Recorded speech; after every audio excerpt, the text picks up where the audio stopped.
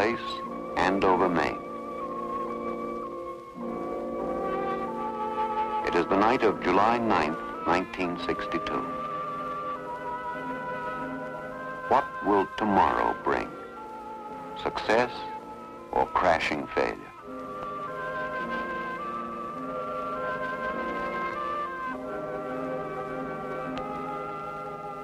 Telephone men drive through the lonely hills of Andover to make final tests on the electronic gear that may or may not find and communicate with a tiny spinning globe thousands of miles in space. In all too few hours, the satellite named Telstar will rise from a Florida beach. All operators, man your stations and monitor Conference 1. The men of Andover are betting on tomorrow. This is the director. Let's start the system status check. System check formation 1 starting at 22:45:37 UT.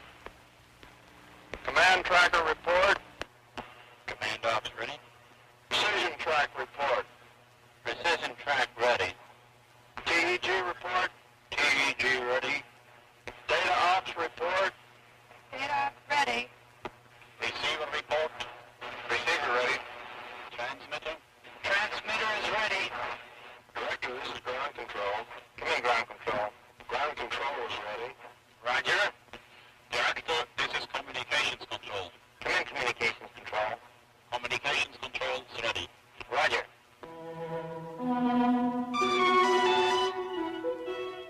Poised on its rocket at Cape Canaveral is the incredibly complex globe, 34.5 inches in diameter. Telstar, waiting. Status report from the horn. Antenna ready. Check. Another horn focuses on the sky at Holmdel, New Jersey, the horn that first caught signals from the Echo balloon. In the pre-launch hours, a second group of telephone scientists make ready. Receiver operating satisfactory. Calibrations? Calibration's normal. Check. Can I have the DAC report?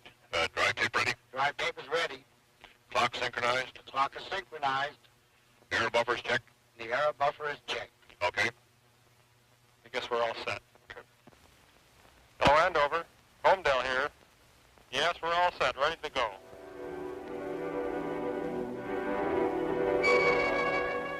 Fleur-Bordeaux, Brittany, France. Across the Atlantic, too, there is quiet expectancy. In this corner of historic countryside, months of intense activity, of consultation and construction, are focused on a few crucial hours. Here, beneath its ray dome, waits another great horn antenna, sister of the one at Andover. Across the channel at Goonhilly Down in Cornwall, the British antenna is also poised on the predicted path of Telstar.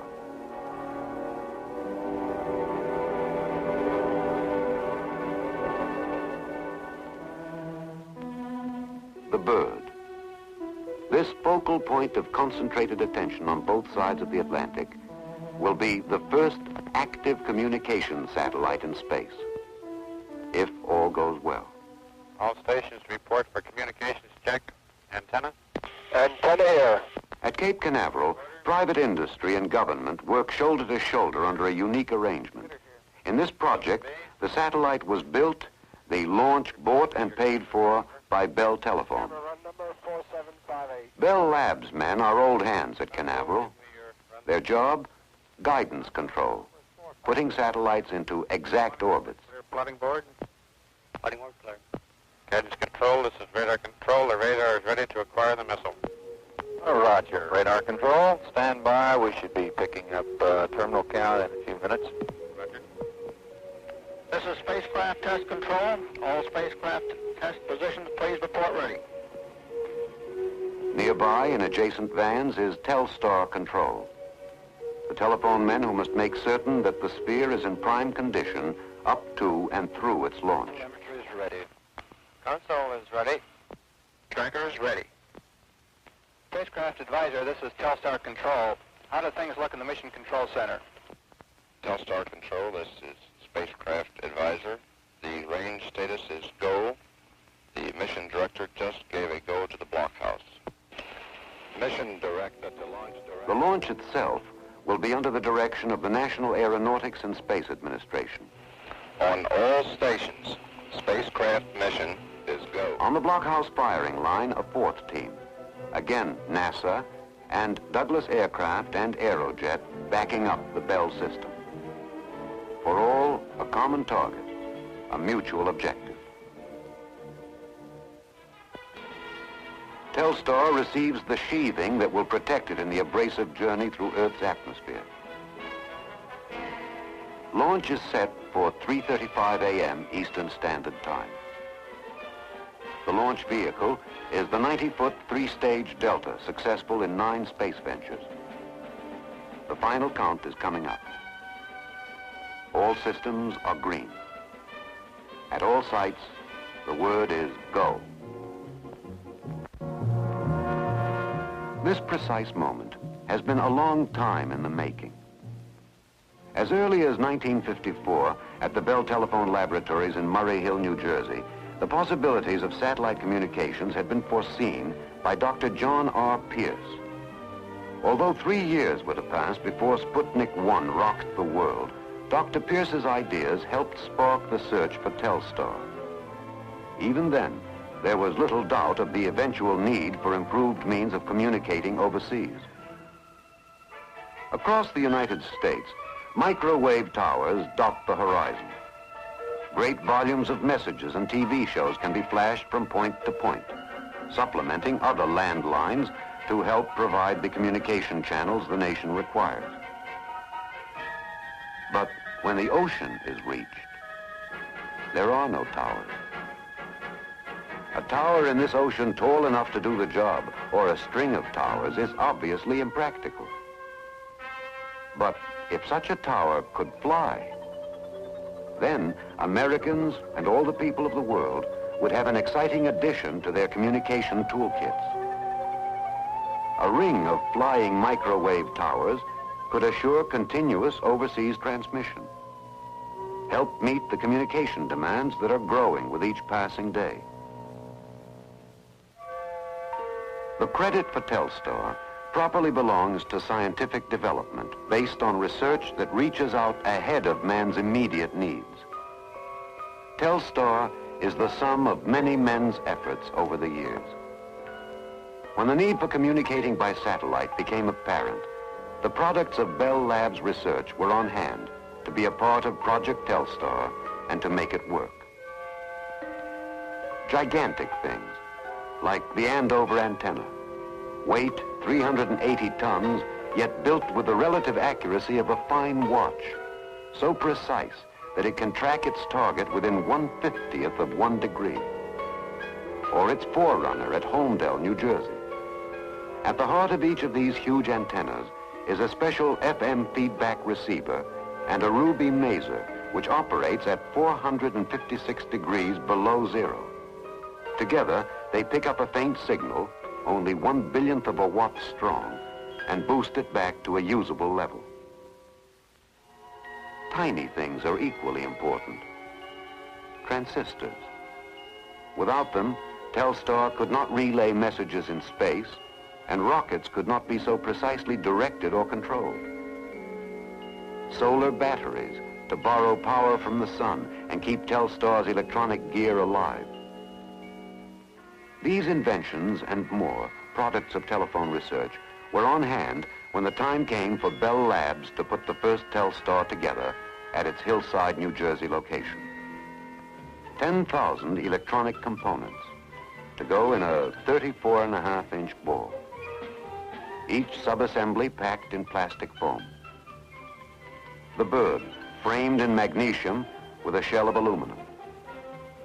3,600 sapphire-covered solar cells mounted in platinum. Telstar reached the dust-free purity of its assembly in hospital operating room atmosphere. Nothing was left to chance. Vibration tests.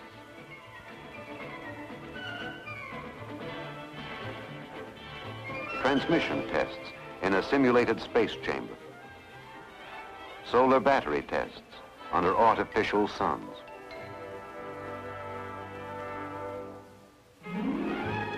On a brilliant June day, Telstar arrives at Canaveral after its 1,000-mile journey from New Jersey.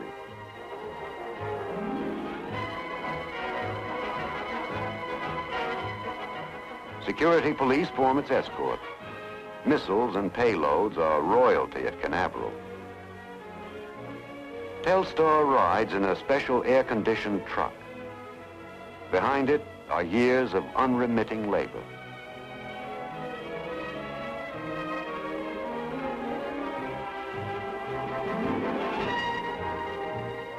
It's not the things that are known that bother the scientists now, but the things still unknown.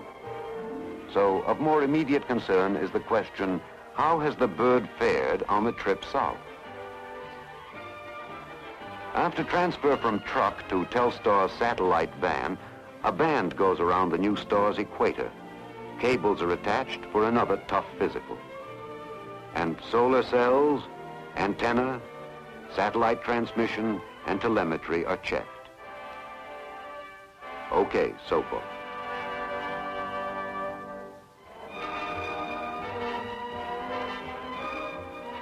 Smoothly fitting into the timetable, Douglas starts the movement of its booster onto the launching area and into the gantry.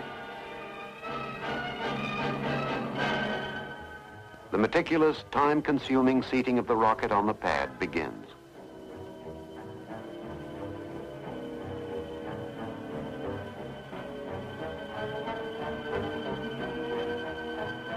The bird moves to NASA's spin test building.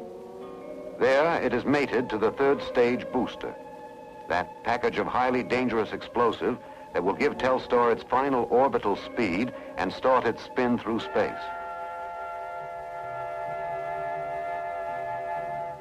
Spring steel coils tightly, ready to thrust the bird from its nest.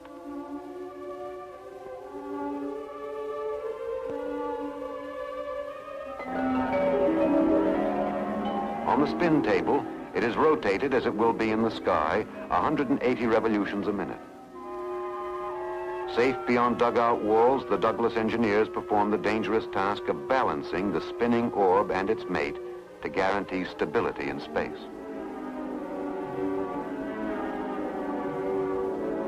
Again, the band and the cables. Again, check and recheck. Spin test antenna, to Telstar antenna, to Telstar control. Check and recheck.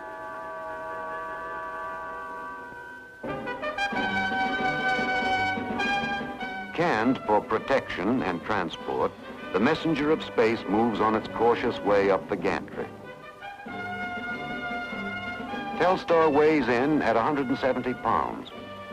Its family tree is an impressive history, for every one of its components was subjected to months of life tests, and pedigree papers were accumulated on each part. With this sort of survival of the fittest approach, Telstar should have the makings of a champion. It's $1 million baby, and every move it makes is watched by anxious guardians.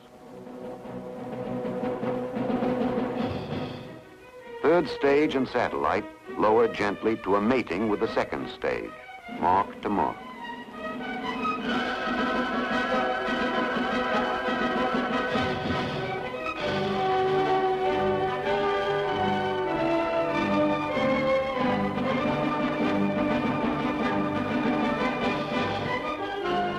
Telstar travel plans include an elliptical orbit with a low point of 600 miles, a high point of 3,500 miles, an elapsed time of approximately 2 hours and 40 minutes for each orbit.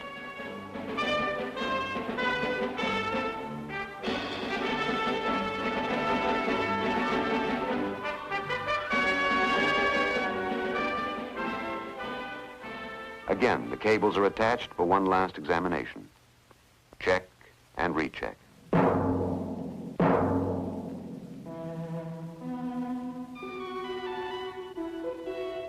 There are contradictions in this kind of pioneering. Nylon gloves in a bare-fisted fight. Contamination is an enemy. and thundering explosive forces are subjected to minute checks. The cable is removed, a last connection made, the face of a cell fastened. The baby is buttoned up. The fairing goes on. Clamshell seal against Earth's atmosphere. Pea pod to be tossed aside in space. No more check and recheck. Telstar is on its own.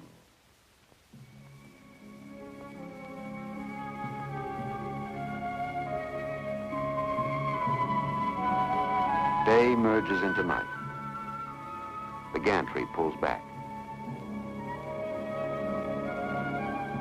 For better or for worse, Delta rocket and mated Telstar satellite stand alone.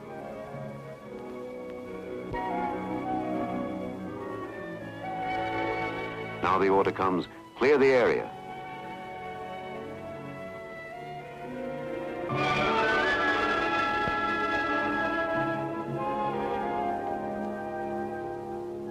Only launch personnel are left.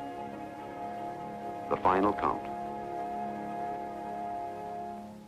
Stand by to pick up the count on my mark. 4 separate groups linked by a communication system. Bell Labs guidance, Telstar control, NASA's mission control, and NASA, Douglas, and Aerojet in the blockhouse. Launch director to mission director. Mission director here. Would you give me the mission status, please? The mission is go. Roger, thank you. Guidance control, steering checks are complete. The radar is preparing for guidance. Roger. Report BTL status. BTL's ready. Launch director, we have received clear to launch. Minus 50. Start remote camera number 1. Started. Close blockhouse vents. Close. Console, start camera and mag tape recorders. Camera and mag tape on. Minus 10, 9, 8, 7, 6, 5, Open solo fuel 4, vent. 3, 2, 1, 0. Start.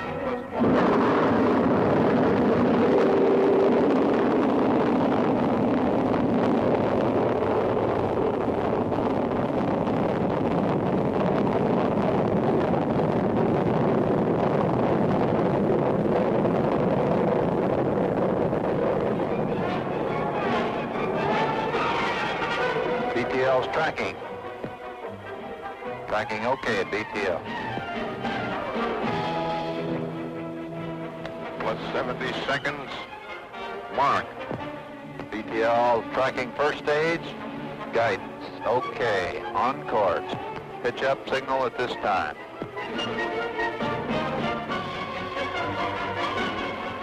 Little all right. Looks good in azimuth. Still a little pitch up. Sequence 2, sequence 3, sequence 4. Separation? Very good. Spin up and burnout have been reported. Andover, this is Telstar Control at Canaveral. We've got good news. Downrange station Antigua reports third stage burnout scene. Doppler track at the Cape looks good. I think we've got our orbit. We'll keep you posted as to what we see. Roger. We will initiate test series on 5th pass. When pinpoint orbit was assured, Cape Canaveral said to Andover, "We put it up there. Now you find it and talk to it." The big task begins. Command tracker, precision tracker, bighorn, fasten on Telstar's predicted path. Seeking, searching for an infinitesimal speck in space, racing along at 16,000 miles an hour, like finding a golf ball over 200 miles away. Director, this is ground control. Mission state established. Roger. Station is in mission state and search condition. Operators hold on this line pending satellite expected rise time. Sending station identification.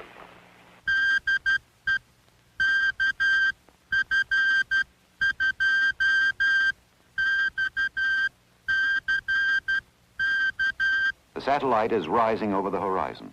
We have a detected signal. The command tracker has acquired. Roger, the telemetry just went into lock. Bullseye. Andover is dead on target.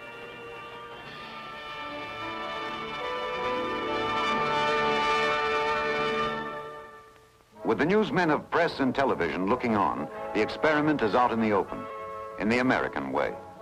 Fail or succeed, the chips are down. Fail or succeed, the presses will roll, the television cameras scan the event. Will Telstar work? In Washington, D.C., distinguished guests wait and watch expectantly before a large closed-circuit TV screen. Vice President Johnson is there, with Mr. McNeely, president of AT&T, and Senators Kerr and Smith, Congressman Miller, Harris, and Albert, Senators Dirksen, Symington, Magnuson, and Pastore, and Administrator Webb of NASA. And the Federal Communications Commission watches the show at Andover.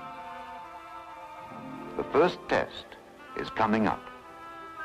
Will Telstar receive a telephone message from Earth, amplify it, and return it to Earth? F.R. Capel, AT&T board chairman, will speak with the Vice President of the United States. The connections go in. Good evening, Mr. Vice President. This is Fred Capel calling from the Earth Station at Andover, Maine. The call is being relayed through our Telstar satellite, as I am sure you know. How do you hear me? You're coming through nicely, Mr. Capel. Well, that's wonderful. Since you're also head of the Space Council, Mr. Vice President, I suppose you followed with considerable interest the activities today which have resulted in this call. The first telephone message in the world, as a matter of fact, over an active satellite. Indeed, I have, Mr. Capel. The progress of the satellite from the time it was launched early this morning from Cape Canaveral by the National Aeronautics and Space Administration has been most gratifying to all Americans. I'm sure millions of them have been proud of this achievement, which is another first in our conquest of space. Well, I think the people of this country are pleased with this demonstration of cooperation between government and private industry. The teamwork this morning at Cape Canaveral, which I witnessed, was outstanding. I quite agree, and I think this is a matter of satisfaction for every citizen of the nation. I'm certain that the results of the Telstar tests will be most valuable in providing some of the knowledge needed to bring into operations a very fine commercial communication satellite system. Well, we're most hopeful of this, and certainly pleased at this performance so far. Good night, sir, and thank you a great deal. Full steam, Andover plunges into a second big question. Can Telstar handle the special requirements of television? The picture goes out into space. The answer lifts American hearts.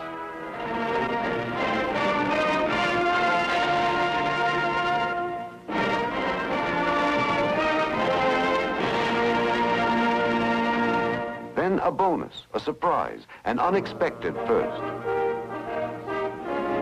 Capture, have they been on the show? We just get an announcement right now. The French station has the picture. It's an excellent, clear picture. You mean we made an international telecast? We've made an international telecast. Well, let me congratulate you.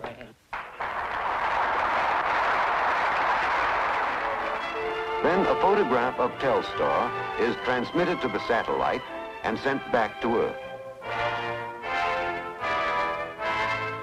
The first facsimile transmission.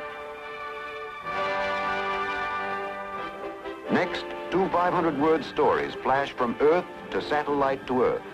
Tape punching out news. Data transmission at over 1,000 words a minute.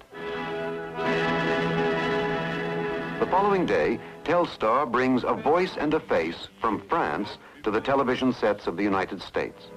The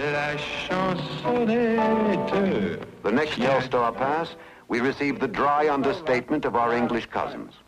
On my immediate left, I have John Taylor, who is in charge of our space research and development. The first international telephone calls are between AT&T President Eugene McNeely and communication officials in France and England.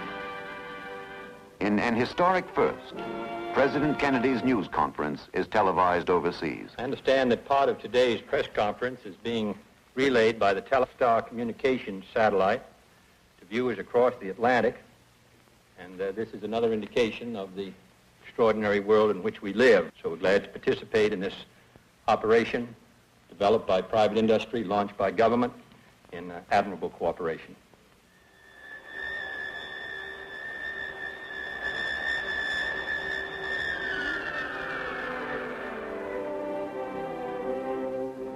Telstar is a scientific success. More than that, it carries with it, through space, the hope that someday all men will see and talk to each other as friends.